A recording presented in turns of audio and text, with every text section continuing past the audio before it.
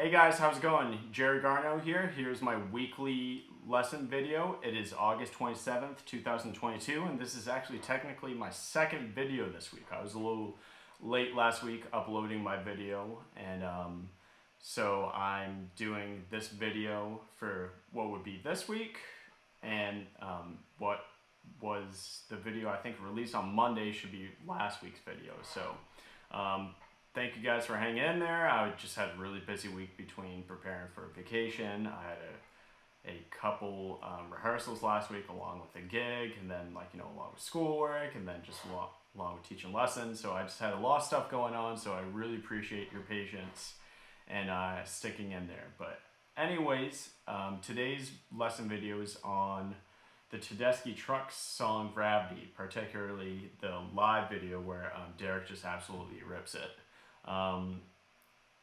This video is definitely inspired by Michael Palamisanos. I think I'm pronouncing that correctly, but sorry man if I pronounce that incorrect, but it's inspired by that because there's this one lick in it where he called out to slide players asking to figure out. And yeah, if you haven't checked it out yet, check out his video online. It's really good. But anyways, it's essentially just a groove in C. So we're just over like a C like 7 type vibe, like C dominant type vibe. And the lick that Michael is actually referring to in that uses octaves. So he's going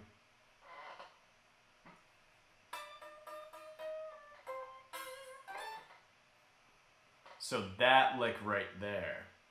So by itself, what Derek is doing is he's starting on the 2, so we're in C, so that would be the note D, and he's also doing 16th notes too, and coming right in on the downbeat of 4, so he's going 4E and what you want to master is by the time you're getting to basically the last note of that phrase, you want to end up on the major third, I believe. Yeah, so D to E.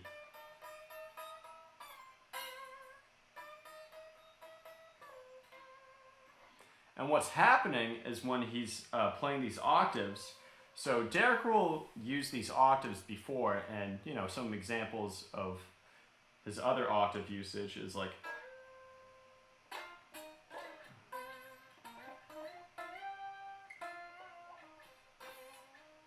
and that sounds great, but what makes this phrase stick out so much is the tilt of his slide. And what that is doing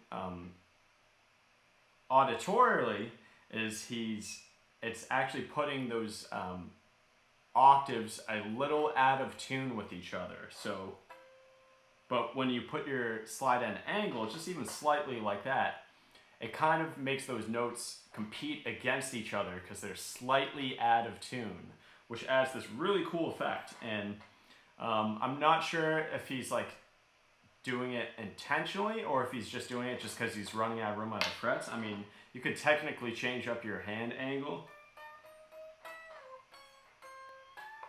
or do something like that, to try and keep the slide straight. But within the context of the song and the groove, it just sounds freaking awesome. It just has that really just kick-ass quality to it. So when you put that slide at the angle, you're just putting those notes slightly out of tune. So watch when I'm just going from the 10th fret. So those notes are relatively in tune with each other as well as I can. And you're going, I'm going to try and turn it a little bit more. Yeah, so as he's going farther up, those notes are getting slightly more out of tune.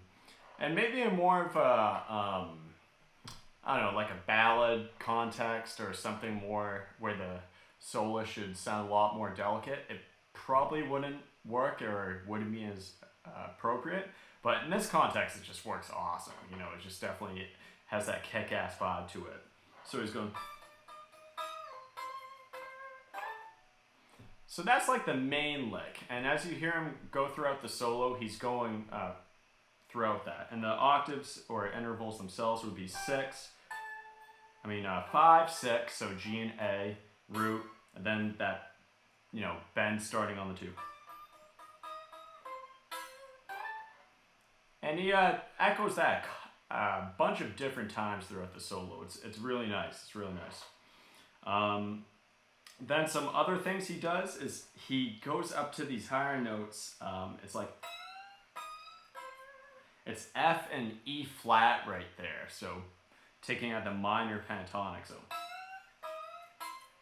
and again, his slides at angle, so they're slightly at tune with each other, but it really works. So just some examples of like the lines he uses. And I was gonna make a reaction video to this, by the way, but for some reason I was just having trouble with the audio or whatnot. It's been a while since I've done one, so I guess I forgot how to do it. But I decided just to continue the video anyways, just because I really want to make it. And it's probably actually better off instead of just making a straight reaction video, because I'm just gonna try and give you some tidbits of how I think Derek is thinking. Making the solo. So he's going 5, 6, 1. So, and then he does this thing all the time where he'll pluck from the 2, go to like the flat 3, and then slide back. So stuff like that all the time.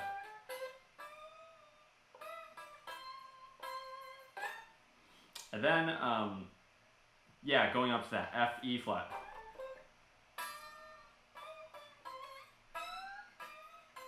So stuff like that, just F, E flat, C, and it just sounds really, really freaking good. Some other notable things he does is some Mixolydian type licks. So just going from A to B flat. Like basically he opens the solo, and a lot of how he opens the solo, he uses a lot of the same ideas throughout the entire solo. So if you can get just like, even a few licks down in the beginning, in the first few bars anyways, that's a lot of the information of what he does. So we're just going.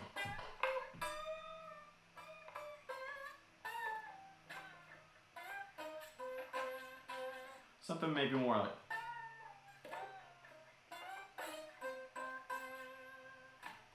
Yeah, so right there he's bending from A to B flat.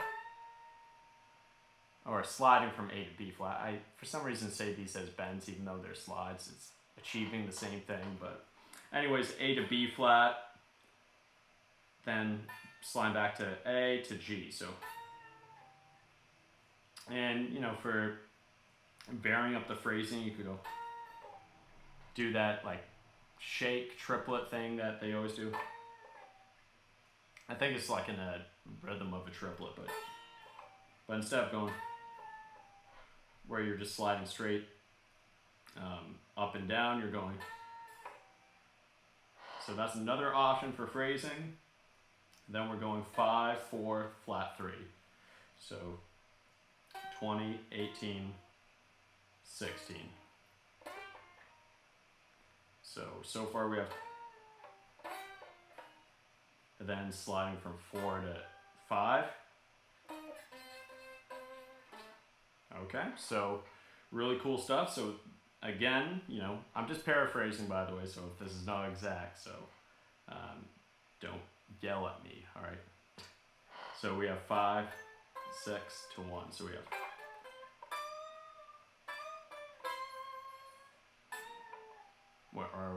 Let me try it again. So.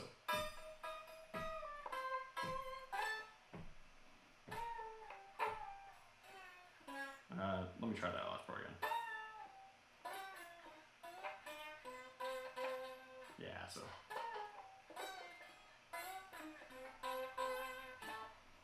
Yep, so just Mixolydian type licks. And then just, a lot of Dwayne type stuff where he's, home bass is around the 20th, is at the 20th fret. Or the 8th fret if you're doing an octave lower. But that's where a lot of home bass is for Derek's playing. And then he'll just slightly go out of it to go to the flat 7, B flat, and then just go. So yeah, really milking that slide between the A and B flat. So going.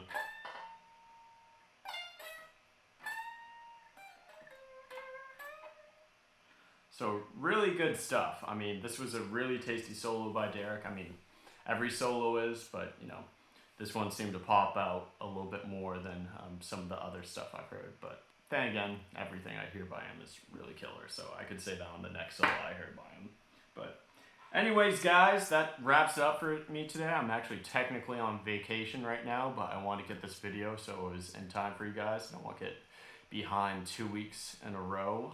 But anyways, keep on liking my videos, keep on subscribing, keep on commenting, let your friends know that are guitar players. And yeah, take it easy, guys. I hope to see you in the future. Yeah, take it easy. Bye.